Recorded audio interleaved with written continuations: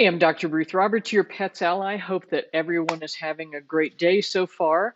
Let me hop right over to the page. And all right, May, I'm going to make sure I got to the bottom of all of these. Yes. Okay. So congratulations. Uh, hopefully your new pup has arrived already. So congratulations on that. Susan, welcome. Thank you. And Lucy.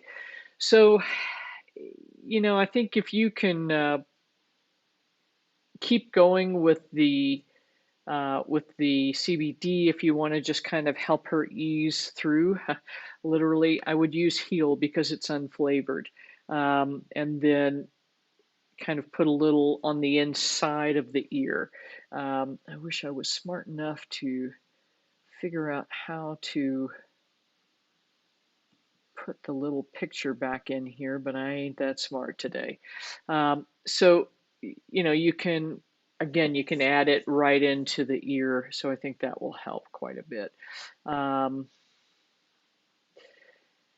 and we'll go from there. So let's see here. Let me pop back over and let us know how Lucy does. Hopefully that will kind of ease what she's got going on.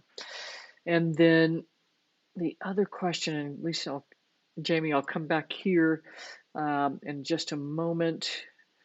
If you've got 5 pounds of beef, and I think you're going to try pork today too for spirit.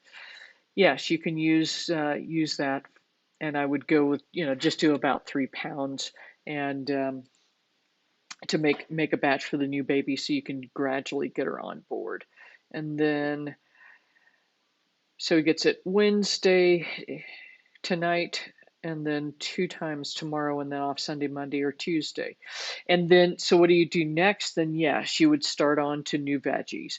If it works, you could consider making a batch of with pork and some of the veggies you have been using, and kind of take it from there. But still best to test everything against what you've been feeding.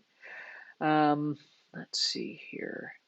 And then Jamie, if you need to give a dose of heartworm meds, yes, I would stop the milk thistle and the liposomal glutathione for 24 hours, just because they're going to speed up the processing of the heartworm medicine, and you want it to be in his system for that full 24 hours.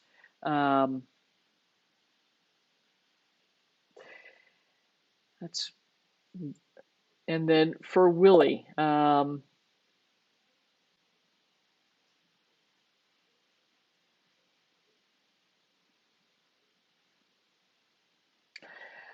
I so Jamie's asking about CBD and THC. So let me do this so I don't get sidetracked. Susan, if Abner has lost his voice, that is very strange, and often that can be related to um, really profound hypothyroidism or some sort of neurologic issue, sort of dysphonia where the laryngeal cords are attacked. So that's very strange. If he's completely unable to bark, that's odd. Can he make any noise when he breathes in? Because sometimes that will create problems in terms of, interesting. In terms of laryngeal paralysis is one of the more um, common issues that can cause loss of voice. So see if that makes any sense. But yeah, keep us posted on that. Definitely get his thyroid function checked out. And Mr. Willie, this is pretty interesting. So it sounds like so it sounds like his larynx isn't working properly. And that's another thing. If thyroid function is normal, they can um, use propofol to very lightly sedate him and then actually visualize whether the larynx is moving properly or not. So that may be part of what's going on. As long as if that's what ends up being the deal, as long as he is not having issues with breathing in the house, it's one of those things we kind of just leave alone and then work on the immune system to see if we can kind of calm it down a bit. So this is pretty interesting. And Jamie, I think it sounds like you're kind of in a holding pattern again. Um, so you've got this, and then it's interesting, he did not test positive for gluten. Let me go back to this one. But he did test positive for wheat, since gluten is a component of wheat. Um, and vaccination imbalance, which is very interesting.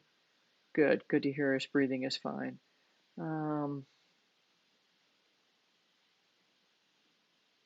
So that's all peachy.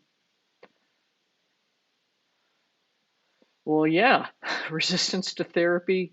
I'm not sure what this means, tissue block and detox block and DNA block, but my guess is that there's some impingement in healing each of these areas. Um, so, I mean, this isn't rocket science. So, I don't know. Yeah, THC. Um, so,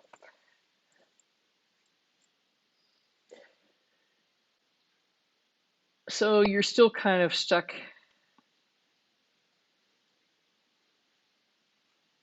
in a holding pattern, literally, for Willie. And with CBD, THC, um, I would suggest doing a couple of things. I would use both, and that's kind of what Angela uh, and Dr. Zach have been doing. So I would definitely use both at the same time. Get Willie on that upper dose of 50 milligrams per day of CBD and still at the zero point 0.5 milligrams of THC. That dose may be adjusted later. Um, and then kind of see where that ends up taking you. I wish I had a better set of answers, and it sounds like you're kind of in a frustrating holding position. Um, but I mean, it does make sense that this is more of an autoimmune skin disease instead of a cancer, because he's off all of the medications. And while he looks pretty rough, he's still hanging in there. He's still eating, and it just makes a little bit more sense then. Yeah, on a roller coaster hold than on a roller coaster. Um, I'm surprised that the new doc did not do ozone therapy, because that does seem to help a bit. I don't know what to tell you. I would say maybe, well, I'll give you a list of stuff that you can kind of take a look at. And, if I can help you, I'm happy to do that as far as the doxy, but I think you need to be prepared to say, hey, we did this anyway, and here's the results. Um, so let me make sure I've got everything, and I'm sorry I'm a little stupid today, guys, but I've been trying to sort out my thyroid dose, and it's not been going spectacularly well, as you can imagine. But, so it goes. So I think that's what I've got for you this week. We're really looking at what Hannah and Paul and I are trying to look at how well Ipets Ally serves you. So I think we sent out an email earlier this week. I'm going to do a broadcast on Thursday talking about wins for the year, pet health wins. And so if you've got some specifics you'd like for me to include about your pets, I would love to get your answers back on that, and also photos. Um, yeah. So the other thing is how can we make iPets Ally better and serve you better? I have not had as much participation in this group, or as many signups as I would like, and so we're trying to figure out how to make this continue to be worth my while, as well as worth yours. And so if you've got suggestions on that, please let us know. If you email me or email Paul and Hannah will kind of be collecting up those answers. So, I think you have to look, Jamie, about what's going to be the result if you get the biopsy done, and it is reactive histiocytoma. What will be the treatment then? And if is that going to be different than prednisone? Is it going to be different than some sort of another autoimmune or immune suppressing drug, and kind of what's going to be what? So this is really, really tough. I think you can get the biopsy done. Again, I think it's criminal that IDEX would not share their slides um, with the pathologist, but it is what it is. Um, I know, I don't know how to help you with this one. It is a tough one. So that's what I've got.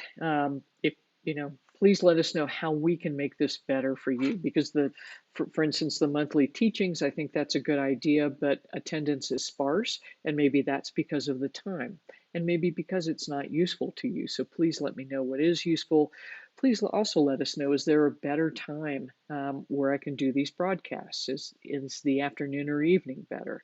I know with COVID, it was not a problem because everybody was working from home pretty much.